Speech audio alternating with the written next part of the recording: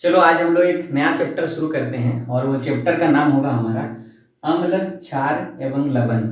और इसको हम लोग इंग्लिश में कहते हैं दोस्त, अम्ल को एसिड, ठीक है, और क्षार को कहते हैं बेस और लवण को बोलते हैं हम लोग सॉल्ट।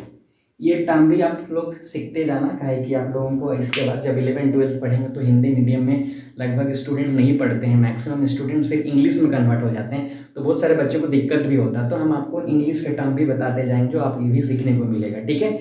और यह चैप्टर जो हम शुरू करने जा रहे हैं ये एक स्कोरिंग चैप्टर है, जहाँ से आप स्कोर कर सकते हो, अच्छे मार्क्स ला सकते हो, है ना। और केमिस्ट्री ऐसे ईजी होता है। आप वीडियो में बने रखना, देख रहना, आपको अपने आप पता चल जाएगा कि केमिस्ट्री कितना आसान है। जो आपको लगता है ना, आज हम आसान करा देंगे, ठीक है। और आज जो हम पहले वीडियो कर रहे हैं, इस वीडियो में हम लोग सिर्फ और सिर्फ ये देखेंगे इंट्रोडक्शन पार्ट। इससे आपको 2 नंबर का पक्का है, यानी अगर आप इस वीडियो देखते हैं अच्छे से तो 2 नंबर आपको मिल जाएगा, ठीक है। चाहे आप किसी भी बोर्ड से हो, यानी स्टेट बोर्ड से, जहाँ पर आप NCERT पढ़ते हो, वो श्योर है यहाँ से मिलेगा, ठीक है। चलिए समझते हैं। आप क्लास 9th में पढ़ चुके होंगे कि अगर कोई पदार्थ है तो वो पदार्थ की अगर अम्ल है या क्षारीय है, उसको पता करने के लिए आप टेस्ट करते हैं। यानी आप टेस्ट करने के बाद यदि आपको कड़वा लगता है तो आप उस पदार्थ को बोलते हो क्षार, ये जानते हो। और ऐसे पदार्थ जिसमें अगर आपको खट्टा लगता है स्वाद में, तो आप देखे हो कि उसको हम लोग बोलते हैं अम्ल, ठीक है। और ये जब अम्ल और क्षार आपस में मिलते हैं तो उदासीन हो जाते हैं, यानी आपका ना अम्लीय के गुण होते हैं ना क्षारीय के गुण होते हैं, ठीक है। और अगर आप साथ में ये भी देखे हो कि किस तरह से बिना टेस्ट किए ही आप अम्ल और क्षार को पता लगाने के लिए हमें कुछ एक प्राकृतिक पदार्थ का यूज किए हैं, जिसमें हम लोग लिटमस कहा जाता है। ये आप परिचित है इन चीज़ों से। हम लोग थोड़ा देखते हैं कि पहले आप क्या पढ़े हो। अम्ल स्वाद में खट्टा होता है, नीला लिटमस को लाल कर देता है। ये जो नीला लिटमस देख पा रहे हो ना, ये लिटमस एक्चुअली प्राकृतिक पदार्थ है जो पेड़ के पत्तियों छाल से बनाया जाता है। वो पेड़ का जो नाम है, छाल है, वो हमारा लीचेन, ठीक है। याद रखना, ही पूछता है कौन से यह से बनाया जाता है, कौन सा आपका पेड़ के छाल से बनाया जाता है। दूसरा, ये जो लीचेन जो है ना, ये थैलोफाइटा, ठीक है, थैलोफाइटा ये समूह के अंदर में ये आपका आता है लीचेन प्लांट, यानी लीचेन के जो पेड़ होते हैं, ठीक है।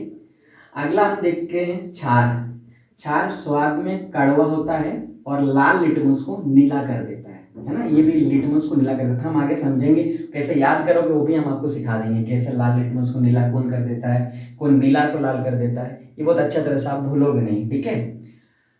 इस अध्याय में आपको जो पढ़ना है कुछ और प्राकृतिक सूचक मतलब कि ऐसे पदार्थ जो आपको सूचित कर दे, ये रंग से बता दे कि ये पदार्थ जो हमारा है अम्ल है या क्षारीय है, ठीक है। उनमें से कुछ प्राकृतिक आपको सूचक के बारे में पढ़ना है और कुछ आपको पढ़ना है संश्लेषित सूचक, यानी सिंथेटिक, यानी मानव निर्मित द्वारा बनाए गए, ठीक है। इनमें से आपको 2 पढ़ना है, एक हमको फिनोप्थिलीन और दूसरा पढ़ना है मिथाइल ऑरेंज। और ये क्वेश्चन पूछे जाता है, आपका बुक में है नहीं, है ना, कौन रंग किससे बदलता है, यही क्वेश्चन पूछे जाते हैं। तो ठीक से बने रहिए, आप वीडियो का अंत तक आराम से देखिए, आप सीखेंगे और इससे आपको क्वेश्चन भी कर सकते हैं, ठीक है। ये वीडियो देखने के बाद आप बुक में जाकर क्वेश्चन करेंगे तो आसानी से आप बना पाएंगे। चलो हम प्राकृतिक सूचक के बारे में थोड़ा जानते हैं, कौन कौन सा प्राकृतिक सूचक आपको पढ़ना है, ठीक है। प्राकृतिक सूचक मतलब प्राकृतिक रूप से पाया गया ऐसे पदार्थ जिससे हमें ये बता दे किसी पदार्थ का रंग, वही हमारा कहलाता है प्राकृतिक सूचक, ठीक है। देखो इसमें से हम एक पहला पढ़ेंगे, वो लिटमस, ठीक है। और लिटमस आप परिचित है, लिटमस क्या है, मैंने आपको बताया कि लिटमस एक प्लांट यानी आपके पेड़ के छाल से बनाया जाता है ना। और वो कौन सा पेड़, लीचेन। और यह लीचेन जो आपके पास पेड़ है, वो पेड़ एक्चुअली कौन सा समूह से बिलोंग करता है, तो बोलेंगे आप लोग थैलोफाइटा, ठीक है। तो ये लिटमस क्या होता है, 2 प्रकार का पाया जाता है मार्केट में, यानी 2 प्रकार का बनाया जाता है। एक हमारा लाल रंग का पाया जाता है, हमने देखा मूल रंग, मतलब ये रंग में पाया जाता है। एक नीला रंग का पाया जाता है, ठीक है। अब ये दोनों में क्या आपको इफेक्ट पड़ेगा, देखो जब हम अम्ल में डालेंगे या क्षार में डालेंगे, यही क्वेश्चन पूछता है, ठीक है। देखो जब नीला को आप अम्ल में डालेंगे तो ये लाल रंग का बन जाएगा, यानी नीला रंग लाल रंग का बदल जाएगा, तो आप समझ जाना कि वो पदार्थ हमारा क्या है, अम्ल है। ठीक है। और क्षार में अगर डालोगे हमारा नीला लिटमस को तो नीला ही रह जाएगा, कोई परिवर्तित नहीं होगा, रंग में कोई परिवर्तित नहीं होगा। तो हम समझ जाएंगे कि अगर नीला लिटमस में कोई परिवर्तन नहीं हो रहा है हमारा कोई पदार्थ, तो वो क्षारीय है। अगर वो लाल हो रहा है तो हम समझेंगे वो अम्ल है। वैसे ही अगर आप देखेंगे लाल वाला लिटमस जो पाया जाता है मार्केट में, वो लाल रंग का, वो मूल रंग में लाल होगा। ये लाल रंग जो है ना, अम्ल में तो लाल ही रहेगा, इसमें कोई परिवर्तित नहीं होगा। लाल अम्ल में कोई परिवर्तित नहीं होगा, लेकिन क्षार में जैसे ही क्षार इसमें डालोगे लाल लिटमस के अंदर में, वो नीला बना देगा। समझ में आया बात? यानी हम ये कह सकते हैं कि अम्ल लाल लिटमस को नीला बना देता है और क्षार नीला लिटमस को क्या कर देता है, क्षारीय रहता है, और अम्ल नीला लिटमस को लाल बना देता है। ये हम याद भी कराएंगे आपको। ठीक है, अब यहाँ तक आप समझिए। उसके बाद आता है हल्दी। ये हल्दी भी हमारे एक प्राकृतिक सूचक है। जैसे ये आपके रियल लाइफ से एक्सपीरियंस कर सकते हैं। कभी कभी आप खाना वाना खाते टाइम अगर लग गया है जैसे सब्जियां के झोल जहाँ मसालादार होता है तो उसमें हल्दियाँ मिलाए जाते हैं, तो आपके कपड़े के अंदर मिलाया जाता है। तो क्या होता है कि जब आप वो साबुन से रगड़ते हैं तो वो भूरा लाल रंग का बन जाता है ना, भूरा लाल रंग का बन जाता है। और साबुन कैसे नेचर का है तो आप जानते हो, साबुन ना हमारा क्षारीय का होता है। यानी अगर आप जैसे साबुन उसमें रगड़ रहे हैं, मतलब आप क्षारीय उसमें डाल रहे हैं, तो उसका रंग बदल जा रहा है। किस में रंग बदल जाएगा? हल्दी, वो किस में बदल जाएगा? आपका भूरा लाल रंग। कब? जब क्षार में डाल रहे हैं। लेकिन अम्ल में कोई फर्क नहीं पड़ेगा। जो पीला रंग मूल रूप से है वो मूल रूप से पीला रंग ही रह जाएगा। अम्ल में तो आप पता कर लोगे कि अम्ल है हल्दी से।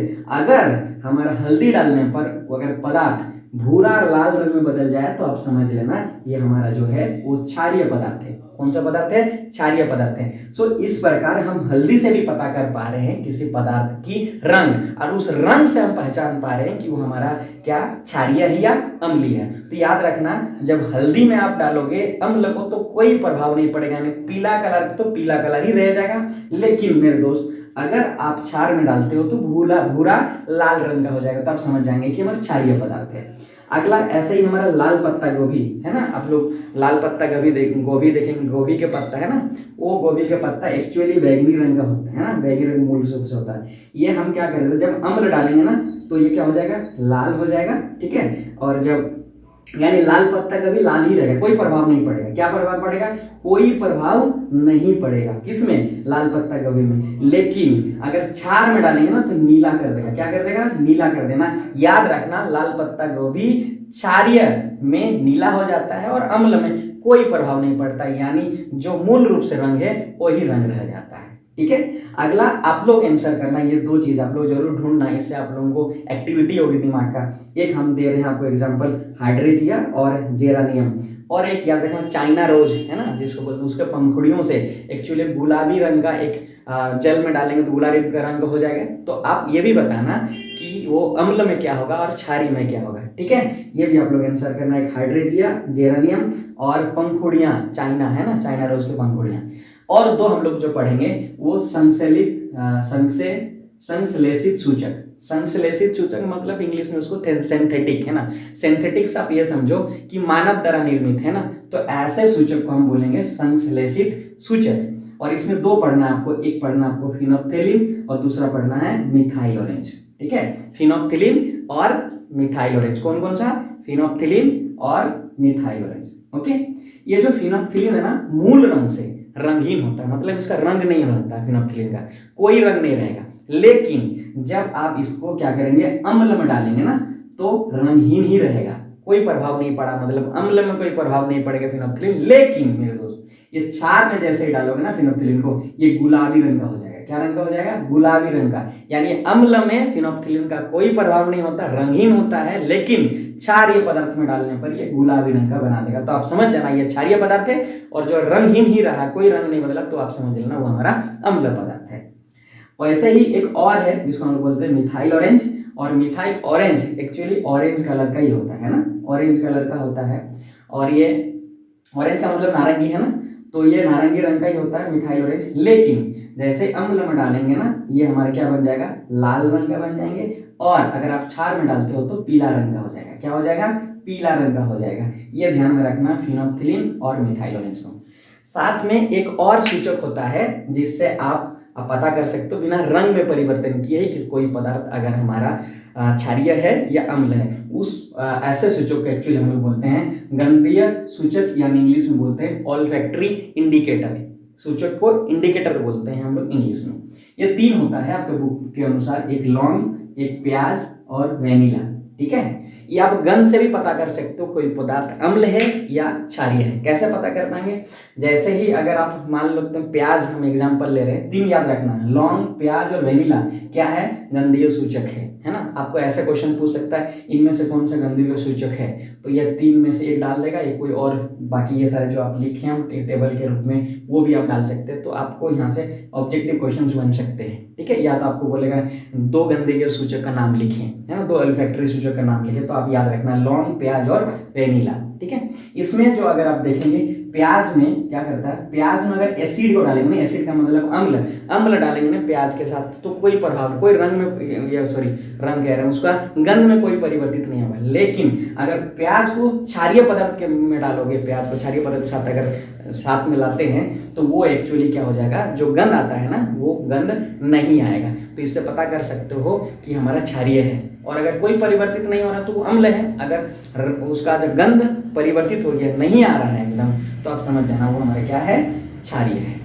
और हम लोग देखेंगे इस वीडियो। आइए अब हम लोग देखते हैं कि किस पदार्थ में किस प्रकार के अम्ल पाया जाता है। यहाँ से क्वेश्चन आपको देखने को मिलेगा और जो जो लिखे हैं बस इसी को याद करना है। ठीक है, याद हो जाएगा, वीडियो में बने रहो। ठीक है, लाल चींटियां और बिच्छू के डंक। कभी देखना हमको चींटी वगैरह काटते हैं ना, बिच्छू के डंक, तो हमारा हल्का सा जलन होता है। उसका कारण क्या जानते हैं? उसके डंक में एक प्रकार का अम्ल पाया जाता है जिसका नाम होता है फॉर्मिक अम्ल, है ना, इंग्लिश में इसको फॉर्मिक एसिड कहा जाता है।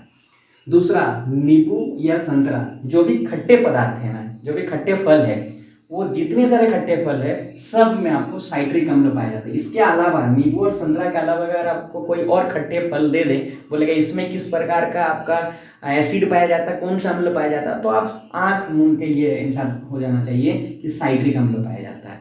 ठीक है, अब अगला देखेंगे सेब है ना, एप्पल में क्या होता है एक्चुअली, मैलिक अम्ल पाया जाता है ना, इसमें भी एसिड पाया जाता है, देखो, है ना। और ये टमाटर है ना, टमाटर में ऑक्जेलिक अम्ल पाया जाता है। ठीक है, याद रखो टमाटर में ऑक्जेलिक अम्ल पाया जाता है। और फिटकरी देखना, शेविंग करने के बाद वो एक व्हाइट कलर का होता है ना, उसको लगाया जाता है। और सोरा, ये तो इंपॉर्टेंट है, फिटकरी एवं सोरा में किस प्रकार का अम्ल पाया जाता है, तो दोस्तों नाइट्रिक अम्ल पाया जाता है। याद रखना, फिटकरी एवं सोरा में नाइट्रिक अम्ल पाया जाता है। और इमली और अंगूर, तो ये भी खट्टे हैं, लेकिन याद रखना है इमली और अंगूर में टार्टरिक अम्ल पाया जाता है, टार्टरिक अम्ल पाया जाता है इमली और अंगूर में। और दूध और दही में लैक्टिक अम्ल पाया जाता है, क्योंकि दूध में और दही में एक प्रकार का जो बैक्टीरिया है ना, वो पाया जाता है, उसका नाम है लैक्टोबैसिलस, इसीलिए यह अम्ल बना देता है जिसको हम लोग कहते हैं लैक्टिक अम्ल। याद रखना, लाल चींटियां बिच्छू के डंक में फॉर्मिक अम्ल, नींबू और संतरा में साइट्रिक अम्ल, सेब में मैलिक अम्ल, टमाटर में ऑक्जेलिक, और फिटकरी एवं सोरा में नाइट्रिक अम्ल, इमली व अंगूर में टार्टरिक, और दूध एवं दही में लैक्टिक अम्ल।